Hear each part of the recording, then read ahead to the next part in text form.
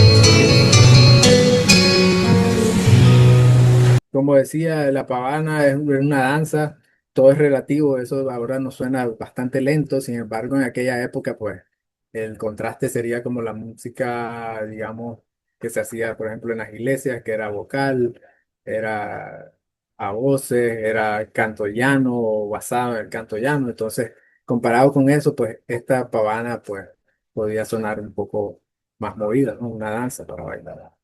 Bueno, antes de pasar al barroco, les quiero preguntar, porque el barroco es como casi sinónimo de música clásica. Cuando yo empecé, o sea, uno entra a un conservatorio o habla con gente así, siempre es aquello del barroco aquí, el barroco allá, el barroco no sé qué. ¿Qué conocen ustedes? ¿Han escuchado? ¿Conocen la palabra barroco? Buenas noches. Buenas noches, Noel. Era un movimiento artístico, dice que nació en Europa. Ujú. Creo que no sé en qué siglo, como en el siglo XV, algo así. Ese era el movimiento artístico que nació en Europa. Sí, sí, así es, un movimiento artístico del año 1600 a 1750 aproximadamente. Por lo menos en música, 1600, 1750. Pero es un movimiento pues de todas las artes, ¿verdad? La literatura, artes plásticas. Sí, Bueno, sí, Carolina. uno lo puede ver, por ejemplo, en las personas, bueno, uno lo puede ver aquí en Nicaragua, ¿verdad? Las diferencias ¿Mm? entre las iglesias y de cómo es eso, digamos, esos tiempos. eh, Hay diferencias en, en la arquitectura, entonces en ese tiempo también surgieron, digamos, otro tipo de estudios a nivel científico, porque por ejemplo Descartes era del tiempo de barroco, y en la música, sobre todo se destacan Juan Sebastián Bach, y otros como Albinoni, como Telemann, como Vivaldi, ¿verdad? Y sí, como decía Carolina, aquí tenemos arquitectura barroca. Cuando vinieron los españoles, ellos estaban en el Renacimiento, pero imagino que la arquitectura se empezó a desarrollar ya en el siguiente siglo, que el 17, los años 1600, que era la época de la colonia. Fueron 200 años y era la época que coincidió con el barroco, y la arquitectura es donde más está palpable. Y entonces, como dijeron, como convencionó Noel, es un movimiento artístico, en este caso de la música, que va de 1600 a 1750. En esta época predomina el laúd, que ya se los había presentado en la Edad Media. No creo que haya sido exactamente igual en la Edad Media, pero ya en el barroco tenía esta forma. Si se fijan, es casi como que fuera una guitarra, sin embargo, pues tiene algunas características diferentes, pero es el principal instrumento. ¿Qué es lo que pasa? Hoy en día hay constructores de instrumentos que reproducen eso y gente que le gusta tocarlo porque es un sonido diferente, es un sabor diferente y se interpreta el instrumento. Sin embargo, pues no siempre fue así y sí existe mucha música que se escribió para este instrumento del laúd que hoy en día se toca en guitarra, porque como son instrumentos similares, simplemente se tiene que hacer una adaptación, pues, y suena pues muy similar y es buena música, digamos. Aquí tiene el instrumento un poquito más ampliado, algunas características similares, especialmente por ejemplo la boca que sigue teniendo adornos, no está abierta, el ángulo de las clavijeros es diferente al de la guitarra, la cantidad de cuerdas, pero siempre el hecho de en esta época utilizar las cuerdas dobles para tratar de tener más volumen, ya que el instrumento no tenía la suficiente fuerza para soportar cuerdas más tensas que sonaran más fuertes. La cantidad de trastes y eso. Principal diferencia con la guitarra, una diferencia importante es que el fondo es abombado, no como la guitarra, que el fondo es plano. Como les decía, en esta época la cantidad de cuerdas no estaba establecida, ni las afinaciones podía variar según la pieza que iban a tocar, afinaban así. Y según el constructor de guitarra o el instrumentista que encargaba una guitarra, eh, el instrumentista que pedía la guitarra la podía encargar con las cuerdas que él quería, y esto fue uno de los extremos, el tiorbo, digamos, cantidad de cuerdas y longitud. Esto era para tratar de lograr poner más cuerdas al instrumento y lograr tener sonidos más graves en los bajos. Aquí tenemos una guitarra de 5 cuerdas. Entonces, recuerdan que en el Renacimiento la guitarra tenía 4 cuerdas. La guitarra de 4 cuerdas. Aquí en el Barroco se le agrega la primera cuerda, es decir, una cuerda más aguda. De las 4 que tenía originalmente, le agregaron una más. Para que vean cómo va evolucionando, que en el siguiente periodo, pues, vendría la otra cuerda, ¿no? Igual, siempre la utilización de cuerdas dobles, fuera el laúd o fuera la guitarra. Eh, la ornamentación es similar. Estas imágenes las tomé digamos, de la misma página, entonces el constructor es el mismo y es similar. Probablemente sean similares, por ejemplo, se parece a la vihuela, pero en aquella época, como les digo, debió haber cambiado mucho de un constructor a otro, en tamaños, adornos. Esta es más sencilla, no tiene adornos, por ejemplo. Pero probablemente pudo haber tenido más adornos, más vueltas aquí en el puente. La boca sigue teniendo este tipo de adorno también, los trastes son menos que los que tiene una guitarra actualmente. Y las clavijas, como les decía, que eran de madera, no era el clavijero de metal que se utiliza hoy en día. En cuanto a la forma de la música, esta es el contrapunto tonal. El contrapunto es una forma musical que empezó a finales de la Edad Media, que era componer una melodía y sobre esa melodía o debajo construían otra melodía. Y si se fijan aquí, todo empezó así sencillo y después se fue complejizando. Entonces eran punto contra punto, ¿verdad? Y ambas se mueven independientemente. Si se fijan, esto es una melodía y esto es otra melodía. No es como una melodía y un acompañamiento, sino que son dos melodías, se podían hacer tres, cuatro, cinco, etcétera. En esta época se utilizaban varias voces. Sí, aquí a la derecha tiene un ejemplo de otra obra, digamos, contrapuntística, es que si ven, no es simple acompañamiento, sino que va siendo una melodía, ¿no? La primera voz y la otra voz también va siendo una melodía. Y las melodías se acompañan mutuamente, pero esas melodías eventualmente fueron formando armonía y aunque al inicio solo lo miraban como melodía, que se acompañaba mutuamente, fue evolucionando hasta el punto que ya tomaban en cuenta los acordes. Entonces, en el barroco ya se hacían el contrapunto, pero también tenían en cuenta, como miran aquí, el cifrado de los acordes que se iban formando y hacer cadencias, ¿no? De dominante y tónica, quinto grado, primero. Sí, entonces es uno de los modos principales. Sin embargo, el barroco, aunque es bien conocido por el contrapunto, porque el contrapunto llegó a su cúspide con Juan Sebastián Bach, sin embargo, la forma más común de componer ya era una melodía acompañada o algo que se llamó el bajo continuo también.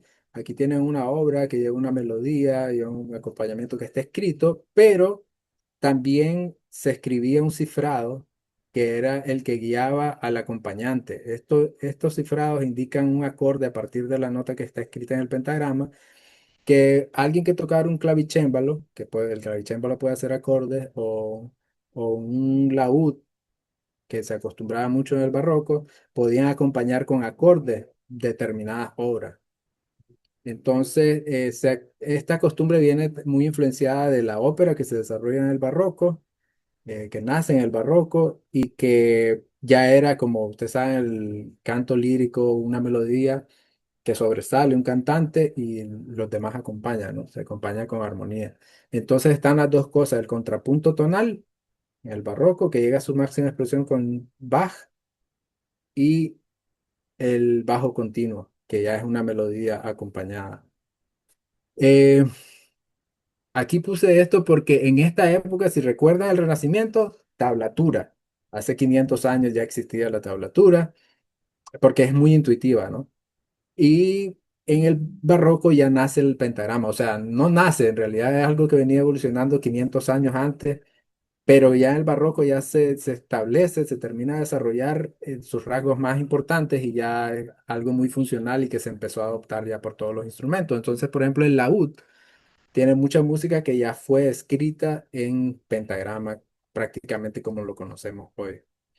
Como les decía, en la tablatura no se escribe el ritmo, ya esto ya lleva la semicorchea, la negra, los puntillos, entonces ya el ritmo es más preciso, pues ya no se necesita la tablatura, tienen que conocer la canción para poder interpretarla bien, mientras que en un pentagrama ya no es tan necesario, pues ya se puede leer de cero a partir de la pentagrama. Entonces, el pentagrama que hoy conocemos, que el profesor les ha enseñado a leer, nace en el barroco, es decir, a partir de 1600, digamos, ya se establece ese sistema de escritura.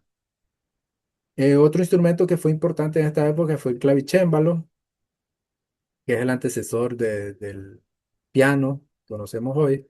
Un poco diferente, las teclas, menos octavas, no tenía pedales, pero este instrumento fue súper importante en el barroco. Es decir, ustedes van a escuchar una obra grupal del periodo barroco o de cámara y siempre va a ir este instrumento acompañando, tocando todo el tiempo. Y también hay obras para ese instrumento solo. Y lo menciono aquí porque también hay muchas obras que se transcriben. Igual se hace una adaptación para la guitarra y suena muy bien. Ahora vamos a escuchar una de ellas. Hubo un compositor especial que se llamó Domenico Scarlatti, que era italiano, pero se asentó en Madrid, si recuerdo bien, en España en todo caso, y compuso más de 500 o 500 sonatas para este instrumento. Y son piezas que cuando las transcriben a la guitarra suena súper bien, entonces mucho se acostumbra, ¿no? Entonces es importante tenerlo en cuenta. Ok, ok. Antes que toque el profesor, se me olvidaba mencionar, les enseñé, les mostré la guitarra de 5 cuerdas, el laúd predominó de manera general, pero también se utilizó la guitarra de 5 cuerdas. El principal compositor de esta época de guitarra de 5 cuerdas fue Gaspar Sanz, que era español también, es decir, porque la guitarra tiene, la vihuela es de España. Y ahora la guitarra de 5 cuerdas, este compositor súper importante, y en España se acostumbró mucho también. Entonces, por eso España siempre ha estado relacionada. Si después, como necesitaba Carolina ahora, el flamenco también es español, y la guitarra es fundamental, pues, en el flamenco, es lo que le da su sonido característico. Y sucede una cosa, que con Gaspar Sanz se empieza a utilizar el rasgueo, porque el laúd se tocaba punteado o melódicamente, solo una melodía, o punteado polifónicamente, porque se componía polifónicamente. Y entonces ahora Gaspar Sanz empieza a utilizar, a mezclar, pues puntea, toca polifónicamente, es decir, toca una melodía y se acompaña con los bajos y usa el raqueo, porque en el Renacimiento con la vihuela se hacían muchos acordes también, más que en otros géneros, pero eran como arpegiados, pues, o en bloque, sonaban solo, no eran raqueados, ¿no? El Renacimiento, una obra, la obra que vimos, por ejemplo, no llevaba raqueo. Entonces ya aquí Sanz mezcla ambas cosas.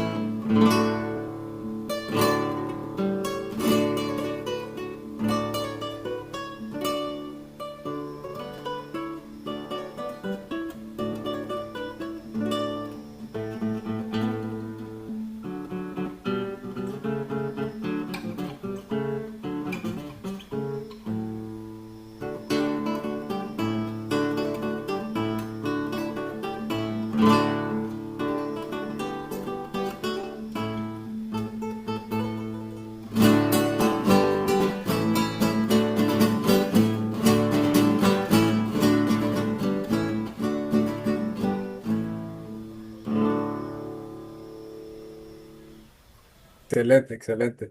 Sí. Otra cosa que pueden notar en la pieza que tocó el profesor es que toca como trinos o mordentes, así. Eso es algo que se llama adorno y es muy característico del barroco también, que mucho se adornaba porque se acostumbraba en artes plásticas y también en música, pues mucho adorno. Una de esas obras.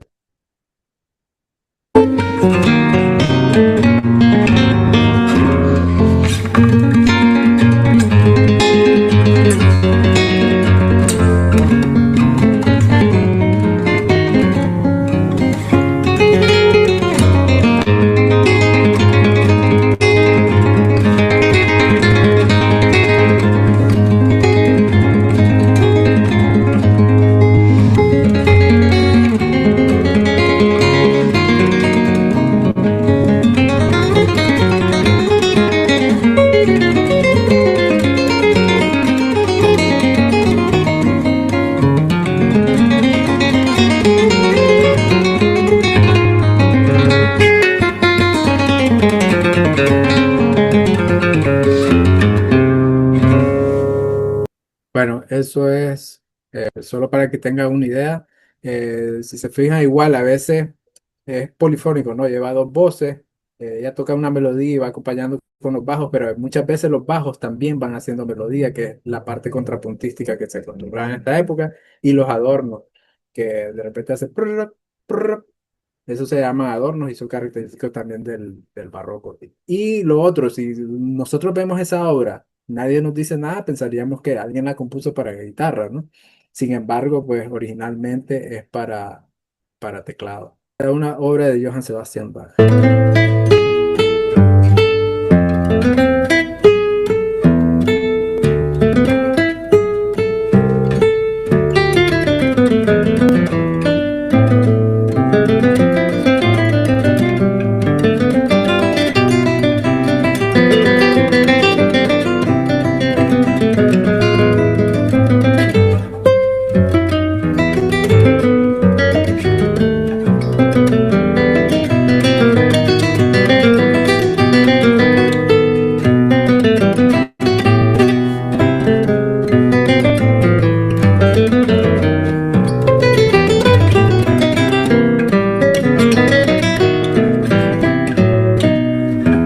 Ok, esa es una obra, esa fue escrita para laúd y transcrita para guitarra, o sea, adaptada para poderse tocar en la guitarra, porque siempre, aunque son muy parecidas, siempre hay algunas cositas que ajustar, digamos. Este, Eh, yo miré que esa guitarra, desde que la vi la guitarra, yo le vi algo raro, que fue el brazo como más ancho. Y al ver bien tenía 7 cuerdas, 3 en la parte de abajo y 4 en la parte de arriba. Y se Exactamente, escuchaba sí. cuando hacía el bajo de la séptima cuerda, se escuchaba todavía más grave. Sí, exactamente. Tres cuerdas agudas y cuatro bajos, digamos. Una séptima. Porque creo que Carolina mencionaba, siempre está evolucionando, ¿verdad? Cuando yo era más joven, o sea, miraba las cosas y pensé que así eran, pues, o que habíamos llegado a un punto, a veces uno se pregunta, y bueno, ¿y qué viene después? Es difícil de imaginarse, a veces uno siente como que avanzó bastante, pero siempre hay varias cosas modernas. Esto es moderno y no moderno, porque si miran el pasado, por ejemplo, el laúd tuvo un montón de cuerdas. Y hubo un guitarrista famoso en el siglo XX que se llamaba Narciso Yepes, que tuvo una guitarra de 10 cuerdas. Pero sí, es una larga historia, pero básicamente esa de 7, que de hecho en Brasil creo que tienen bastante costumbre. Hay un guitarrista brasileño muy conocido que se llama Yamandu Costa. Se los recomiendo que lo escuchen, es buenísimo. Y él toca con una guitarra de 7 cuerdas. Y básicamente, cuando agregan este tipo de cuerdas, ustedes las afinan dependiendo de lo que van a tocar, a lo que necesiten, igual con el laúd. Sin embargo, esta séptima cuerda es muy común afinarla en sí, porque así hacen si al aire, do en el primer traste, re en el tercer traste y pasan a mi en la sexta cuerda. Y entonces tiene un registro más grave. Y eso depende de los gustos, pero suena rico, pues, o sea, y esa pieza, esta transcripción de Bach, suena rico, esos bajos profundos. Y bueno, eso también iba a decir, como son obras transcritas, pueden haber varias transcripciones y cada quien puede hacer su propia transcripción, su propia versión, ¿no?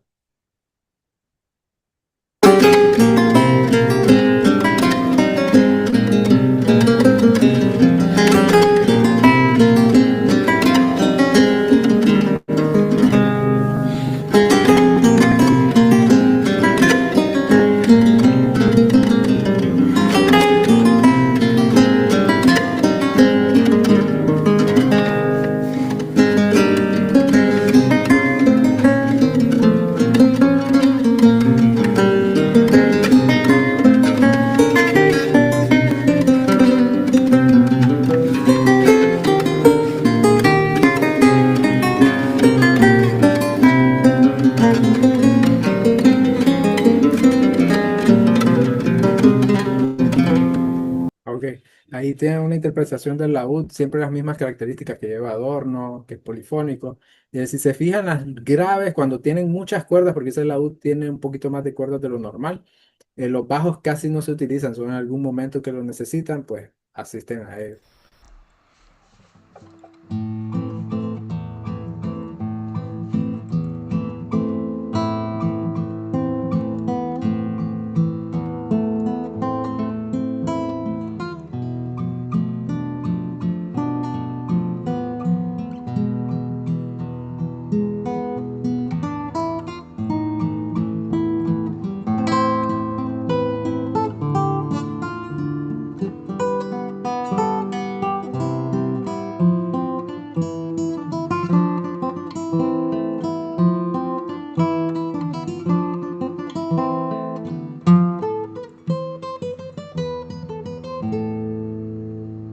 Bueno, quiero que participen. Ya participó Carolina, ya participó Ariel, ya participó Noel.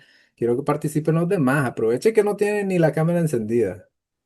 Buenas noches de nuevo. Sí, sí, no. Adelante, Este, adelante. bueno, la presentación estuvo muy bien, pues que conocimos los orígenes de la guitarra, de la vihuela y el laúd. Ujú. Tengo una pregunta acerca de eso, porque se habla mucho de España. Sí. España fue el pionero en ir desarrollando la guitarra hasta la actualidad.